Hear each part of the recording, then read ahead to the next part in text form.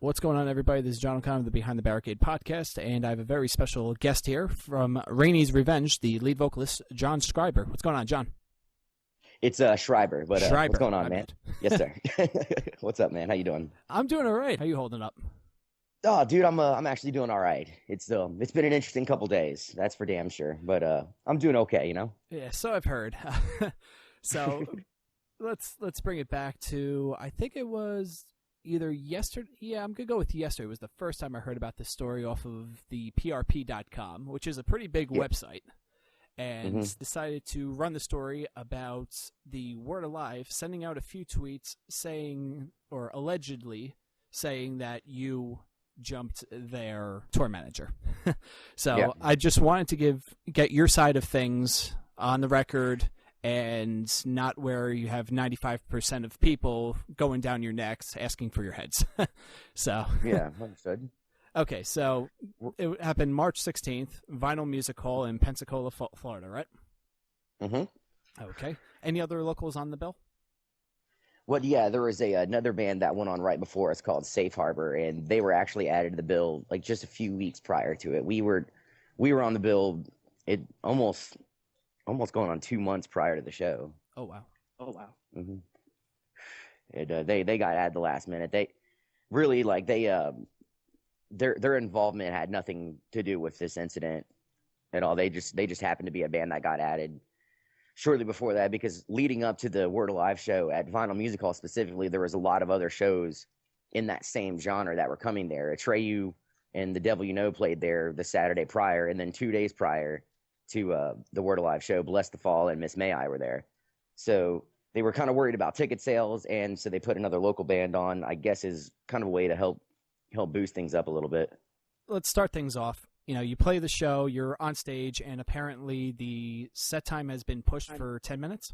Yeah, we really never got told anything about like a set time or anything like that. We kind of assumed no matter what that we were only going to get to play, 20, 25 minutes tops, and that's generally how it is when you're opening up for these big bands, because of course, yeah, it's not the first time we've done that before. But when the first band was done and we were getting our stuff loaded on stage, it seemed to kind of go pretty quickly, and somewhere towards the end of getting some of the stuff plugged in, we have a keyboard, which I remember took a second, and like samples and stuff like that, time just started to kind of get away from us. And I mean, it wasn't 100% even our fault or the sound guys at Vinyl Music Hall's fault. Somewhere that like even the sound guy at Vinyl even talked to me afterwards and was real apologetic, saying, they're not really sure where the ball got dropped. But the minute that we could hear we didn't even really hardly do a sound check. The minute we were done,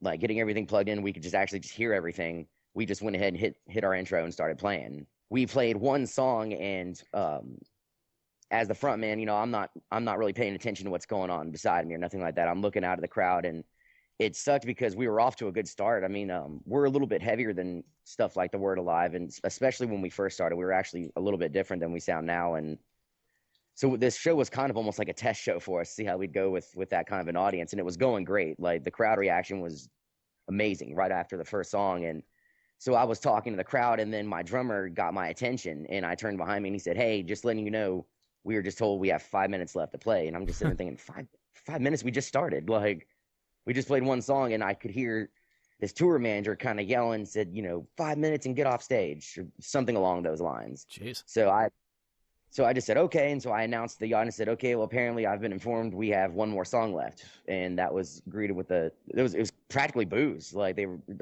they wanted more, Of course. Yeah. But we also understood, we certainly weren't happy about it, but it wasn't like we sat there and made a big spectacle about it on stage. We played the one song, got off stage. In the midst of getting our equipment off stage, this tour manager was just talking to us really unprofessionally. And, granted, we weren't sitting there smiling at the guy, giving him thumbs up, but we weren't, talking trash to him and saying we were going to beat him up or nothing like that. And just the way, local band or not, just the way we were getting talked to was just really, it just really upset us, like I said, this is not the first time we've opened up for a band like the Word Alive. We've opened up for bands bigger than them, and we've never been treated like this by a tour manager or anybody for that matter, So it was just real insulting, but regardless, we got our stuff off stage and we went out the back entrance where we put our stuff away. And for the most part that night leading up to the incident, the band was actually, or even after the incident, the band was kind of separated. Just we were all kind of doing our own thing, and our drummer and our bass player were out in the back talking, and I was actually with our keyboard player in the front of the venue on the complete opposite side of the venue. Mm-hmm. Him and I were just sitting outside smoking a cigarette. And we were just kind of talking, and in fact, I want to say we weren't even talking about the show anymore. Like we were just talking about whatever. I couldn't specifically tell you what we were talking about, but out of nowhere, we had heard that an incident happened, and so it caught my attention. And then before you know it, I saw one of the guys that work at Vinyl, escorting two of our guys out, and it wasn't even like he didn't even like have his hands on him or nothing. Like he was just walking behind him very calmly. And so I'm sitting there thinking, well, whatever it was, it couldn't have been that bad. And then our drummer, he didn't have really a chance to explain what happened. He just basically told me, he said, look, so we kind of got into a little bit of a fight. I'm gonna have to call you later. And I just remember thinking, great, I didn't know any details other than that. And less than 10 minutes later, I'm still in the same place talking to our keyboard player, and we're talking about the subject because I'm immediately thinking about what's going to happen after this. I honestly didn't think it was going to escalate. Yeah. Was going to escalate like that on the internet by any means. But I remember thinking, well, I'm certain we haven't heard the last about this. And about 10 minutes later, one of the guys from Vinyl came up to us, was very, very apologetic. He said, but look, you guys have got to leave. The band doesn't want anybody that's associated with your band here right now. And so I said, okay, I mean, that kind of sucks. Like, we're not even we didn't even see this happen, like we were on the complete opposite side of the venue, and there's 5 of us, and there was 2. It was our drummer and our bass player that were the ones that were first escorted out, and a guitar player was inside watching the show. So they had, same thing, they had to tell him they had to go leave. So like 3 of us weren't even around for any of this. And honestly, I mean, whenever I heard that there was a fight, I was kind of thinking about leaving anyways. Like it probably just seemed like the right thing to do at that time anyways. And then we were told we had to, and I mean, we didn't make a scene about it. We just left, and I was just the Vinyl Music Hall is located on a street in Pensacola called Palafox, which is kind of like our main downtown area. Mm-hmm. And so me and our keyboard player were just walking down the street, decided, well, maybe we should go have a drink, and just kind of not try to take our minds off this a little bit. And before we even got to the bar that we decided to go to, my phone started blowing up with notifications on our page manager site. Yeah, on your Facebook, right? My page manager application, yeah. Mm-hmm. And I was just astonished at the stuff that I was reading, and it was talking about how the band had jumped this guy from the Word Alive, and at the time I didn't even know if that was true or not. And I'm just sitting there thinking, oh my God, like this is crazy, and so I called my drummer immediately, and I said, dude, what happened, and so he basically explained to me that, they did not jump him. In fact, our drummer was hit first twice, if you've seen our statement that we released yesterday. I did, yep. And then I started hearing that there was all these rumors that there were several witnesses, and not one person has come forward about a witness, except for a 4th party that's been asked not to comment on it, not by us. But other than that, from what I understand, the only people that were involved in this was 2 members of our band, myself not being one of them, the tour manager of the Word Alive, and this 4th party who was a employee at the venue. Okay. And that's all I'll say as far as who that 4th party was. But like I said, there was no witnesses other than that, and so I mean, when it comes down to it, I kind of just had to take my drummer's word for it, which I felt completely fine with. I've been in a band with this guy for over 5 years, and I've known him a lot longer than that. And he's never once been that kind of a person. In fact, if anything, he's kind of the voice of reason in our band. He's usually kind of the guy that's good about, like, really anything. If there's somebody I need to talk to about anything on the business side of things with this band, because even though we are just a local band, and, most of us have, adult jobs nowadays and don't really tour as often, which is another rumor I kind of wanted to get back to in a minute, but we do still have a business side of things. We still play shows. We try to, remain professional and stuff like that. And he's usually the guy I go to about all this stuff. So I had a very hard time believing that he would jump. So he's a father too, you know. And I mean, if you jump somebody, especially if they know who you are, I mean, that's an assault charge. Yeah, Like, absolutely. so I mean, you know, there was no police that was involved. There was no, I mean, Vinyl didn't make a police report. This guy from The Word Alive didn't. And I mean, so the whole time I'm just sitting there thinking, you know, this just doesn't sound right. So when Mike explained that to me, I'm just sitting there thinking, you know, dude, I believe you, but right now that band is not only taken to Twitter, but they've used our name, and it is bad. It is really bad right now. And shortly after that, he saw it, and he just didn't know what to say. None of them did, but they were, you know, trying their best to, you know, we were all trying our best to just kind of remain calm and, you know, wait for, you know, we had originally posted 2 different posts on our Facebook about the incident. One was very briefly detailed. That was the one I wrote.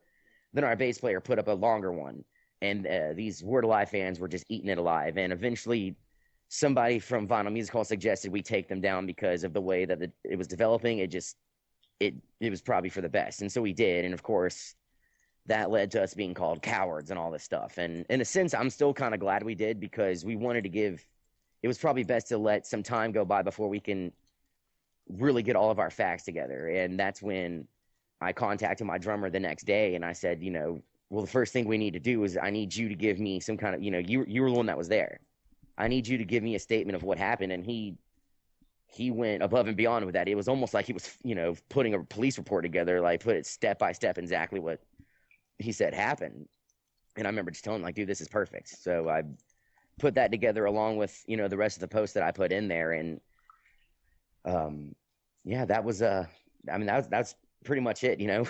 I read basically everything that was on the PRP. I read your side, I read your bassist side, I read the Word Alive side, and it's always odd that, you know, someone says something about, yeah, I got jumped, I got mugged, but there's no assault charge, there was nothing. Did the police contact you at all, or no? No, we've never been contacted by anybody. We haven't even been contacted by the venue about it. The only people that we've been contacted by would be, and in fact, nobody from the Word Alive has tried to contact us. It's been strictly just the people that their fan base that just jumped on our Facebook. And then shortly after, even a little bit before our statement that still remains up on our Facebook today, that's not coming down because there's no need to take it down. Shortly before that even went up, a lot of people started reaching out to us. And this is where things kind of got to be really cool was, well, first and foremost, a lot of our peers within the music scene, like here in Pensacola and even in surrounding areas, like even down in the state, came to our aid really quickly. Like a lot of our fellow bands and, you know, members of those bands started, you know, sticking up for us, saying, you know, this does not sound like these guys. We've played a bunch of shows with them. They've always been professional, and, you know, something smells fishy here. And then shortly after that, then we started getting, you know, people from that we've never met all over the country saying, you know, that they thought that this was a, you know, a really, really crappy situation, and that they believed us. And even venue owners were, you know, coming to us saying, you know, from like everywhere from like Pennsylvania to Canada, saying that, you know, if we come there, we can play there. And you know, which was, I guess, them, you know, showing that this blacklist is clearly not happening. You know, we're still going to get shows. Yeah, which is good. Yeah. In fact, we have one currently booked next month. I'm not going to talk about that on the podcast right now, but from what I understand, it is still good to go. I've already talked to the promoter and the venue owner. Oh, perfect. Can you tell us what state it's going to be in? It's here in Florida, and it's with a band. It's with a band called The End that features some ex-members of Death and Massacre. Oh, okay, cool. Yeah, wow. That's about the. So there's always a silver lining to all this, right? Yeah, exactly. That's a good way to put it. Yeah. Yeah, I'm still looking at these comments, and oh my god, it's crazy because like these people believe that you quote unquote jumped this tour manager, and I guess you bullied him or whatever term that these people want to throw out. Yet they're the ones wanting you to die, want you to kill yourselves. Like we've received death threats. In fact, some of them took it far enough to contact my girlfriend and start harassing her, and she was at home asleep with our child while that was going on. You know, and so I mean, kidding me? Yeah, I can only imagine what she was thinking. I mean, she immediately called me and was like, "What is going on?" And I was like, "Baby, I'll explain when I get home. A lot's going on right now." But And I mean, I was appalled that people would even take it that far, like, I mean, yeah, we had some guy send us a message saying that he hopes we all get brain cancer. Like, oh, that's pleasant. Yeah, that's what I said too. And we even had somebody saying, we should play a show with nooses around our neck and kill ourselves. Like, I mean, it was some of the stuff I could not believe it. Like, honestly, if I was a member of the Word Alive and I heard that our fans were doing that, I'd be pretty disgusted. Absolutely. Like, wow. I would never, regardless of any situation, I would never want my fans, threatening another band for whatever reason like that. I mean, I understand they're upset and, they don't know the whole side of the story, but good Lord, like it was some of the most, mean things I've ever seen written about me. And then especially getting, other people and, like our girlfriend involved and stuff. It was just wild. Yes. Especially since she's not a public figure like you and your band are. Yeah. I mean, that was whenever I started getting just flat out mad. Like at first I was trying my best not to buy into it and just trying to stay away from reading the comments. But then whenever, I heard that she was getting contacted, then I was just like, okay, this shit's getting out of hand. Like quick. Yeah. And the worst part about it is, can you even go to the police and say, hey, listen, these are threats. I know they're not really viable, but there are a lot of crazy fanboys and girls out there that would do anything for a lot of bands. That actually crossed my, not necessarily going to the police about it, but that actually did cross my mind if somebody out there, it would be crazy. I mean, I'm not necessarily worried about it anymore with as quickly as things are slowly starting to die down with it, but it did cross my mind. And I mean, my mom, she heard about all this. Oh, wow. And she was legitimately concerned, like saying, wondering if, somebody needed to be contacted about it. And I just said, no, I don't think so. Like, I really don't think it's like that. I said, these are just people on the internet that clearly do not have anything better to do with their time right now than what they're doing. And so, but I mean, yeah, I mean, it is a scary thought, I mean, people, like, especially nowadays, people are incredibly unpredictable. Absolutely. And the amount of people that can access random information. I mean, I just saw a post on Facebook. I don't know how true it is, but apparently Anonymous, the web hacking group, got Donald Trump's information, like his cell phone, his social security number. And this is, a guy who's about to be, I don't want to say about to become a president, but about to be getting the Republican nomination for being a president. Yeah. I mean, that's a very real thing right there too. Like in the primaries, he actually just won over here in Florida, from what I understand. Yeah. And he beat out, what was it? Rubio? Is Rubio from Florida? I don't know if he's from Florida or not, but I think so. But he did beat him out. Yeah. Like, a lot of people over here were really upset about that, which, I mean, understood. So basically, you're the scene Donald Trump right now. I guess so, man. Wow, that I think that might be the worst comment out of all of them. Oh, shit. Nice. Well, look, I'm not here to cause death upon you or any of your family members, but, it's just crazy because same thing somewhat happened to me and my band. My band Too Far Lost was in an incident with the band Trapped last year, and it got picked up by like alternative press, got picked up by the PRP, Lamb Goat, you name it, was picked up on. And the crazy thing is we kept getting these death threats too from like some of the creepiest people. I mean, not as crazy as put a noose around your neck and die while you play on stage, which is kind of brutal. But, a lot of, I'm going to find you. If you ever come to Pennsylvania, I'm going to kick your ass. And it's scary. Our drummer claims somebody actually messaged him on his Facebook saying that they were going to find him and break his legs, which is really creepy for him because, I mean, he's a really hardworking guy and he's actually broken his leg. We a couple years ago, we actually had to cancel a string of shows because he did in fact break his leg. So like, wow. Naturally, I mean, just hearing that from, coming from him, he was just kind of blindsided by stuff like that. That is insane. So getting back to the night, you've worked with the promoter before, you worked with the venue before. Did the promoter, was he aware of what happened, and did he tell you, hey, listen, I'm going to book you again, or did he say, all right, what, lay low, I don't want to talk with you, or anything from him, or no? No, he actually, technically he hasn't really contacted us much at all. I know he was made aware of it, like before it even got out of hand as much as it did.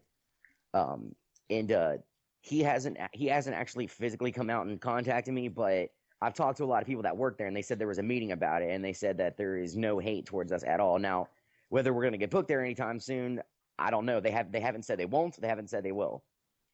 Honestly, we're not really in a big hurry to be doing that right now. But I mean, they haven't really commented on us with that at all. But there's quite a few people I know there that are friends of mine, and one of them personally reached out to me and just said, that they're in our corner and that, there's no hate from the venue towards us. So that meant the world just hearing that. Like, that's been one of the coolest things to happen throughout all of this is so much of the support that we've had, like, from not just, the people that work at the venue and not even just our friends, but I mean, our peers. There's even a band down in Orlando that we've only played with twice. They were quick to, reach out and say, like, these guys are great guys. I just, in fact, he said, I can't wait to play another show with them again.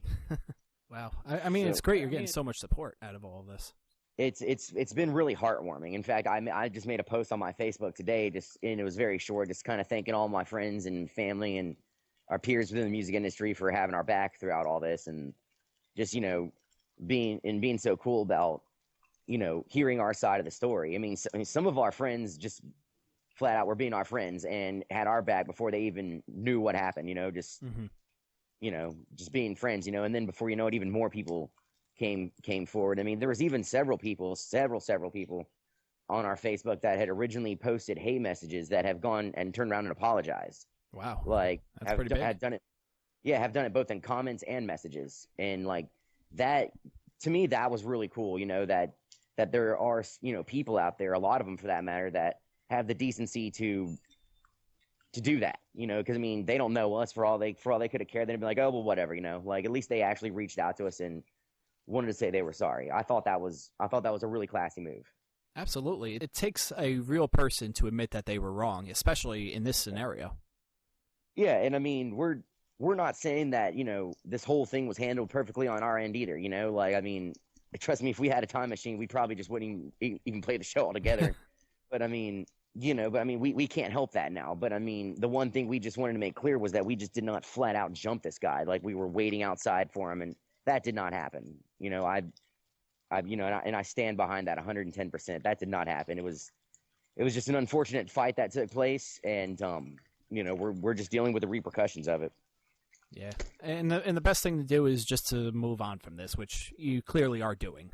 Yes, yeah, that is definitely the plan for us. We had a long talk about it, all the members, the next day, and we, not that it was ever really up for discussion or anything like that, but we told them, we all said right away, we said, okay, well, we're not breaking up and we're not changing our name. Like, I mean, it's pretty much just admitting that these people win if we do that, and we don't want to. We still like doing this. Like, we've been a band for a long time, and we love doing what we doing, or doing what we do, and we don't want to. We still have fun doing this, and I think we're going to continue to have fun doing this. As you should. I mean, that's the number one thing about a band, is to have fun doing it. I mean, if it was a chore to do it, then why the fuck would you do it? Exactly. I mean, just like with anything, sometimes it does, obviously, like as of lately, but even before that, sometimes there has been stressful scenarios with this band. Like I said, we all work day jobs. We're, busy people. 3 of us have families that we take care of and stuff like that.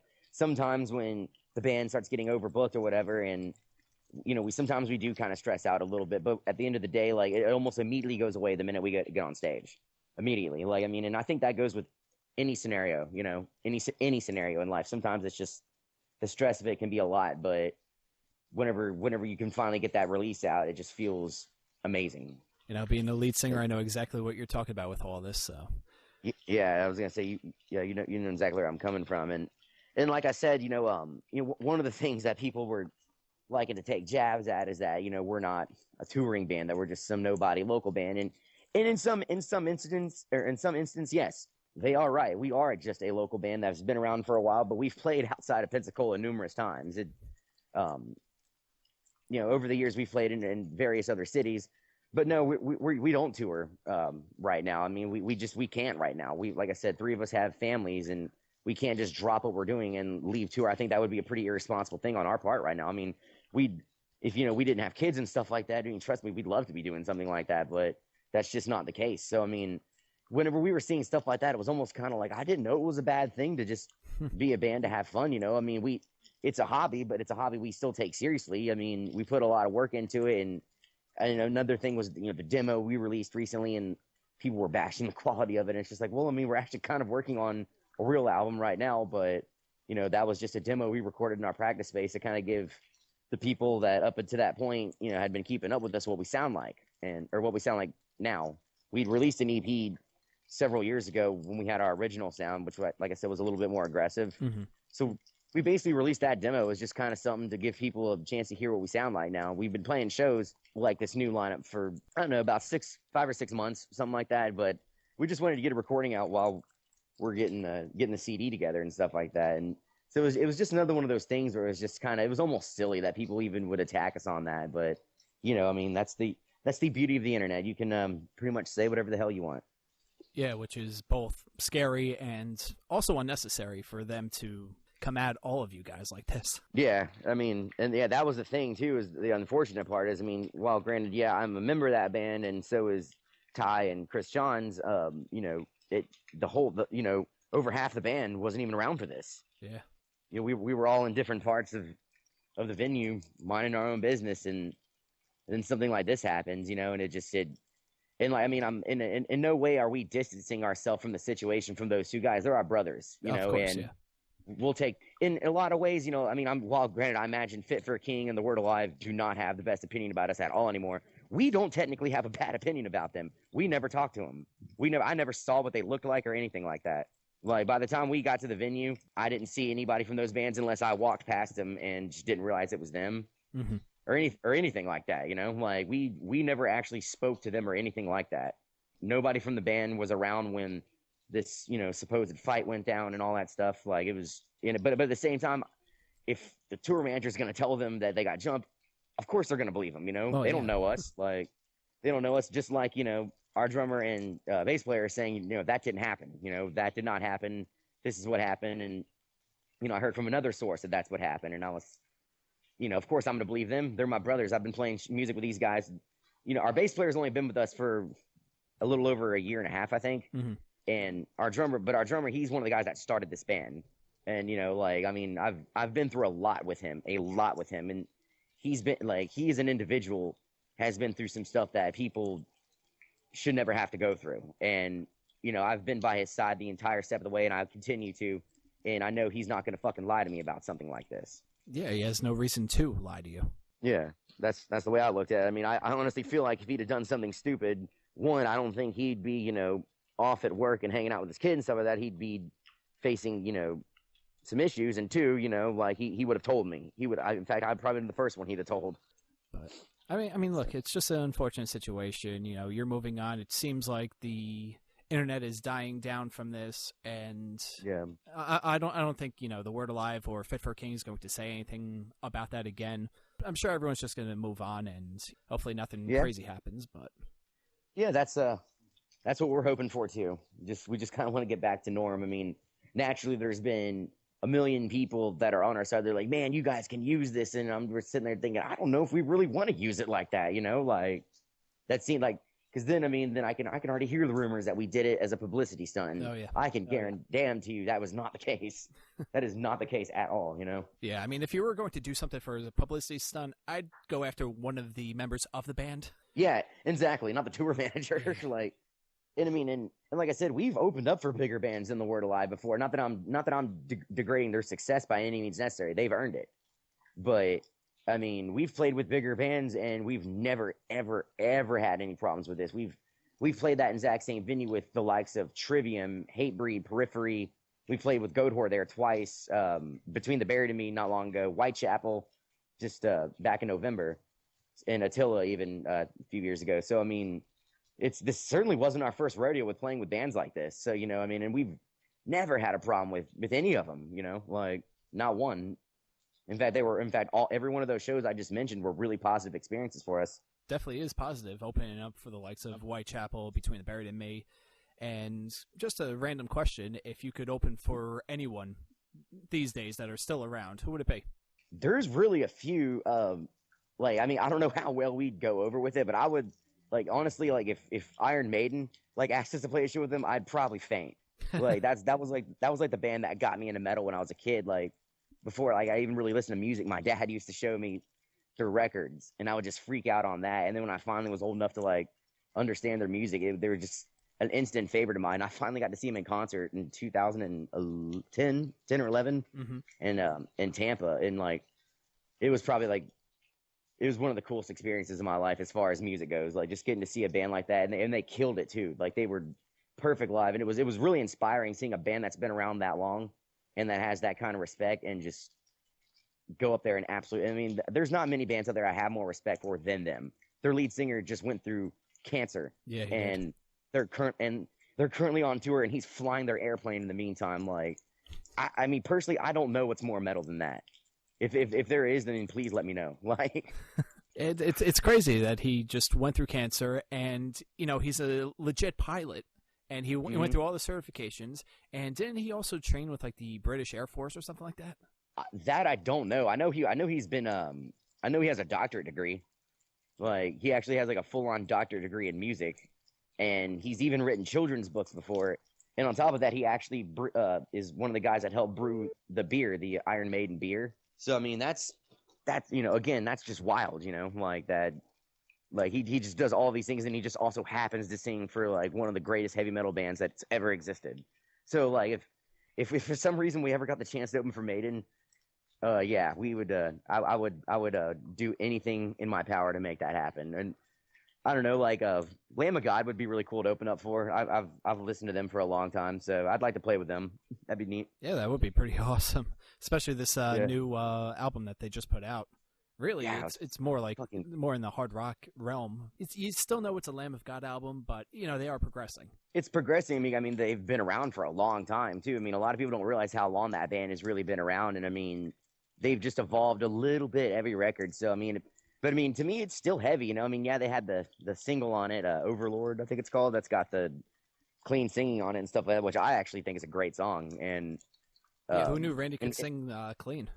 I know. In fact, it was kind of one of the inspirations to make us kind of want to venture into clean singing, because we used to not have any of that. We used to just be a 4-piece band we were very much just kind of like thrash metal, death metal, hardcore, and like right around that time when Randy did that on that album, it started making us think, you know, that man, we should try and incorporate something like this in our music.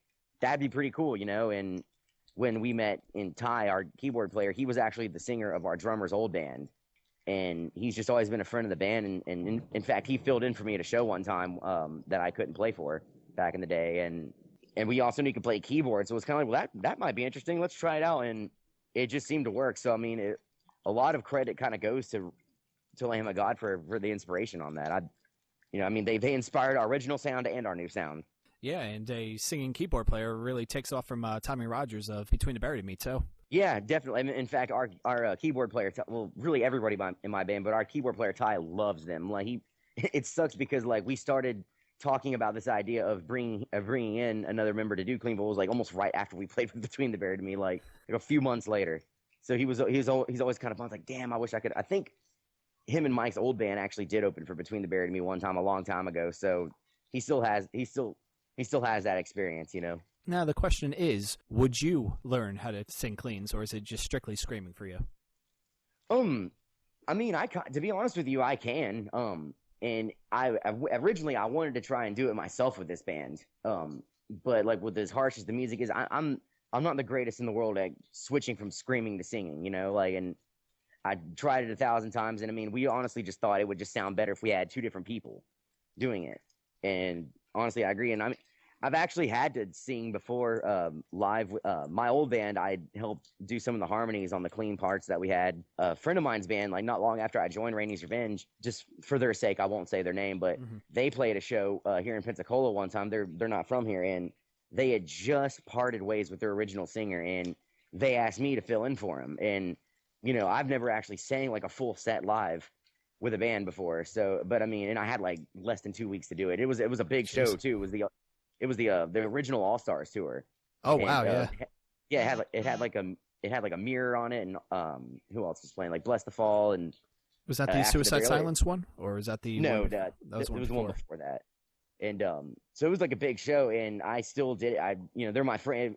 I didn't even think about whether I could or couldn't. Like, they're my friends, and just like this particular band has done for us recently, I just told them, like, of course I'll help you guys. Like, so I mean, I learned their set and I played it, and it actually went over pretty good. And I certainly wouldn't be opposed to singing in Rainey's Revenge music if it ever called for it. I mean, we still at heart want to stay a metal band, and not that I'm saying there's no clean singing in metal, because shit, that's how the music originated. Yeah. But at the same time, I mean, we still want to kind of keep the sound where we're at right now. But I mean, if the time ever comes where I've got to do some clean singing, bring it on. Hey, that's a great way to look at things. Mm-hmm. Yeah. All right, so another question for you: where did you come up with the name Rainey's Revenge? It's the story behind that is actually kind of funny. When we first started the band and we were practicing, we could not come up with a name to save our lives. And like, we went through, I mean, pages and pages of the worst band names you've ever read. And we were watching that movie, Secret Window, me and my ex-girlfriend that I was living with at the time. Her and I were watching Secret Window before I actually left for practice. And we had to come up with something quick, because we had actually just gotten booked to play one of our first shows, which was opening up for Suicide Silence and All Shall Perish. Jesus Christ. This was back when Mitch was still with them. So, I mean, we had to come up with something quick. And I remember watching the movie, and spoiler, if you're listening to this, if you never saw the movie and want to see it, then skip over this part. But, at the end, when he buries his family in the field, I started thinking, I was like, man, maybe that's a cool name, Rainey's Field.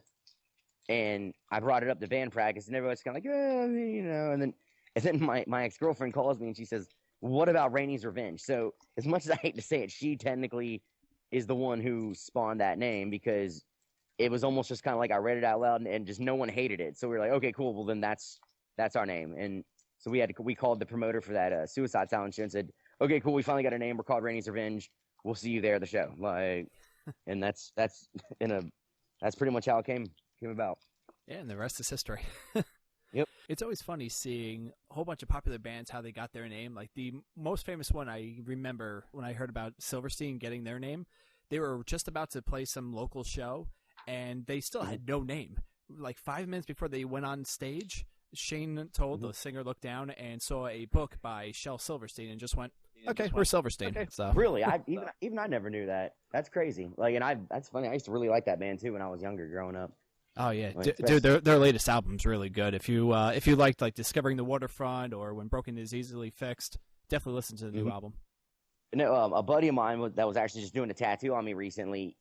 Him and I were talking, and he was telling me about that album and he's telling me how I need to check it out. I just haven't gotten around to it yet, but in fact, I might just do that whenever I get off the phone with you today. There you go. That's not a bad plan. All right, so I think it'll be a good time to wrap this up. I know you have some dinner plans later. It's actually been postponed, but yeah. Oh, okay. Yeah. Hopefully that wasn't because of me. No, actually, my girlfriend was like right before I got this phone call. She just told me that we weren't going to be meeting these people till later. So I was like, all right, well, that's fine. I was allowing myself at least an hour, so if not more, if needed be. Perfect. All right, John, it's been a pleasure talking with you. Anything you want to plug real quick? To everybody that has had our back throughout all this, and to all the people in the music scene down here in Pensacola and all over the country for that matter that has also had our back or come to our aid, we cannot thank you guys enough. It has meant the absolute world to us, and we are not breaking up. So if anyone still cares to hear what we have to play, please keep listening to us. And if not, then that's okay too. Yeah, there you go. All right, John. Thank you so much for the phone call. All right, thank you, ma'am. All right.